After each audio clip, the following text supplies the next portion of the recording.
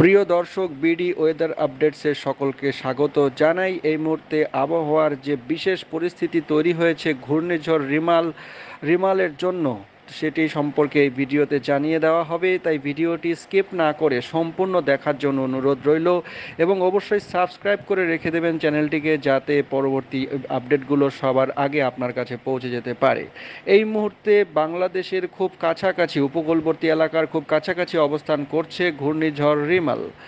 উত্তর পশ্চিম বঙ্গোপসাগর এবং তৎসংলগ্ন এলাকায় ঘূর্ণিঝড় রিমাল এই মুহূর্তে অবস্থান করছে এবং এটি কিন্তু উত্তর দিকে অগ্রসর হচ্ছে। 25শে মে মধ্যরাতে চট্টগ্রাম সমুদ্র বন্দর থেকে এটি 450 কিলোমিটার দক্ষিণ পশ্চিমে অবস্থান করছিল। কক্সবাজার থেকে 355 কিলোমিটার এবং মোংলা সমুদ্র বন্দর থেকে 340 কিলোমিটার এবং পায়রা সমুদ্র বন্দর থেকে 300 কিলোমিটার দক্ষিণে অবস্থান করছিল। এই মুহূর্তে এর যে ট্র্যাক দেখা যাচ্ছে, সেই অনুযায়ী এটি কিন্তু পায়রা যে সমুদ্র বন্দর এবং মোংলা যে সমুদ্র বন্দর রয়েছে, সেই মোংলা সমুদ্র বন্দরে গিয়ে সরাসরি আঘাত করবে। ঘূর্ণিঝড় কেন্দ্রের এই মুহূর্তে গতিবেগ কিন্তু বৃদ্ধি পেয়ে 75 কিলোমিটার প্রতি ঘন্টা বেগে পৌঁছে গেছে এবং দমকা হওয়ার গতিবেগ কিন্তু প্রায় 90 কিলোমিটার প্রতি ঘন্টা পর্যন্ত বৃদ্ধি পাচ্ছে। ঘূর্ণিঝড় কেন্দ্রের নিকটবর্তী এলাকায় সাগর এই মুহূর্তে মারাত্মকভাবে উত্তাল রয়েছে, তাই কোনোভাবেই মৎস্যজীবী ভাইয়েরা কিন্তু কোনোভাবেই সমুদ্রে যাবেন না। পায়রা ও মোংলা সমুদ্র বন্দরকে এই মুহূর্তে 7 নম্বর মহাবিপদ সংকেত পুনরায় জানানো যাচ্ছে, যে 7 নম্বর মহাবিপদ সংকেত কিন্তু দেখানো হয়েছে। এছাড়া চট্টগ্রাম এবং কক্সবাজার সমুদ্র বন্দরকে 6 নম্বর মহাবিপদ সংকেত দেখানো হয়েছে। ঘূর্ণিঝড়ের প্রভাবে উপকূলীয় জেলা যেমন সাতক্ষীরা, খুলনা, বাগেরহাট, পিরোজপুর, ঝালকাঠি, বরগুনা, বরিশাল, ভোলা, পটুয়াখালী, নোয়াখালী, লক্ষ্মীপুর, এই সব জেলায় কিন্তু মারাত্মক ঝড় বৃষ্টি এবং ভারী বৃষ্টির প্রভাব থাকবে।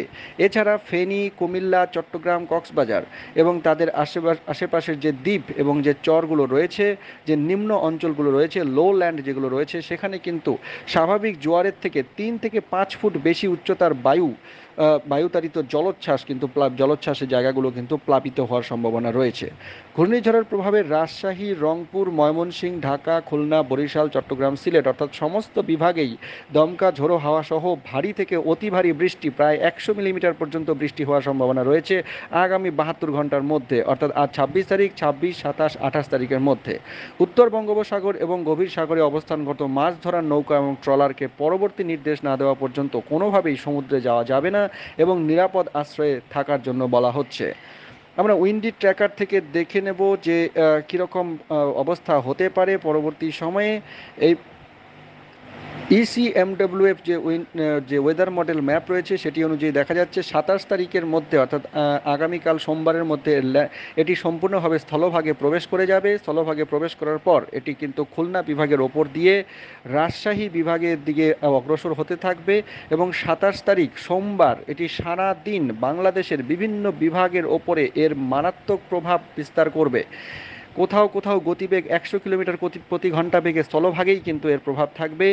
মঙ্গলবারেও এর প্রভাব থাকবে মোটামুটি ময়মনসিংহ বিভাগের ওপর দিয়ে, অর্থাৎ এর যা ট্র্যাক দেখা যাচ্ছে, যে ল্যান্ডফলের পর এটি কিন্তু ধীরে ধীরে খুলনা বিভাগ হয়ে রাজশাহী বিভাগের ওপর দিয়ে রংপুর বিভাগে প্রভাব বিস্তার করবে, রাজশাহী এবং রংপুর বিভাগের ওপরে। তারপর সোমবার দিনের শেষের দিকে এটি ময়মনসিংহ বিভাগের দিকে এগোতে থাকবে এবং সরাসরি ঢাকা বিভাগেও একসময় এটি আঘাত করবে এবং ঢাকা বিভাগে এবং ঢাকা শহরে প্রবল বৃষ্টির সম্ভাবনা থাকছে আগামীকাল, অর্থাৎ সোমবার নাগাদ। মঙ্গলবারেও একই রকম পরিস্থিতি থাকবে এবং মঙ্গলবারের পর এটি ধীরে ধীরে, মঙ্গলবার সারাদিনই একই রকম পরিস্থিতি ময়মনসিংহ এবং সিলেট বিভাগে থাকবে। তারপর 29 তারিখের মধ্যে এটি বাংলাদেশ ছেড়ে বেরিয়ে যাবে এবং এর প্রভাব পশ্চিমবঙ্গের উত্তরবঙ্গ এবং আসাম লাগোয়া অঞ্চলগুলোতে থাকবে। তো এই ছিল এই মুহূর্তের লেটেস্ট আপডেট ঘূর্ণিঝড় সংক্রান্ত। চ্যানেলের সঙ্গে থাকুন, চ্যানেলটিকে সাবস্ক্রাইব করে রেখে দিন। অনেক ধন্যবাদ।